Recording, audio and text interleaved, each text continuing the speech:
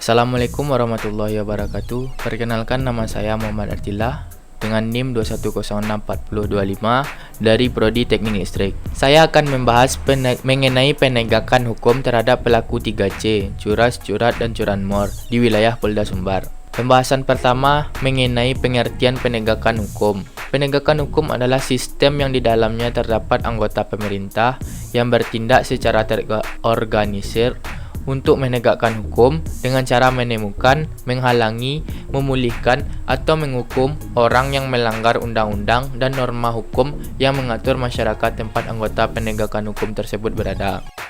Selanjutnya yaitu kasus contoh permasalahan penegakan hukum di wilayah Provinsi Sumatera Barat. Saya mengambil kasus 3C sebagai contohnya. Kasus 3C sendiri merupakan singkatan dari curas, curat, dan curanmor. Curanmor sendiri mungkin sudah tidak asing didengar oleh masyarakat kita. Kasus kejahatan pencurian kendaraan bermotor ini adalah kasus kejahatan yang paling sering terjadi di tengah masyarakat.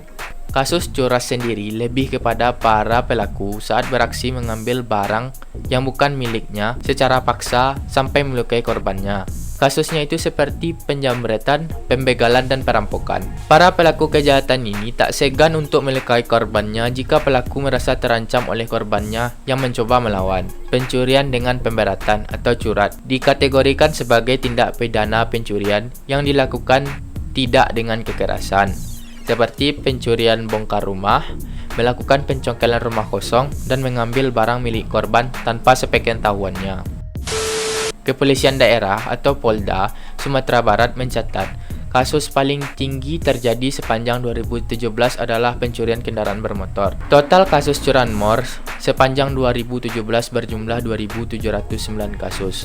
Sedangkan untuk kasus yang menonjol lainnya disusul tindak pidana pencurian dengan pemberatan atau curat berjumlah 2.538 kasus. Selanjutnya, kasus penipuan 976 dan kasus penggelapan 926 menjadi urutan ketiga dalam tindak pidana yang selama ini terjadi di Sumbar. Selanjutnya, kasus penipuan berjumlah 976 dan kasus penggelapan sebanyak 926 kasus yang menjadi urutan ketiga dalam tindak pidana yang selama ini terjadi di Sumbar.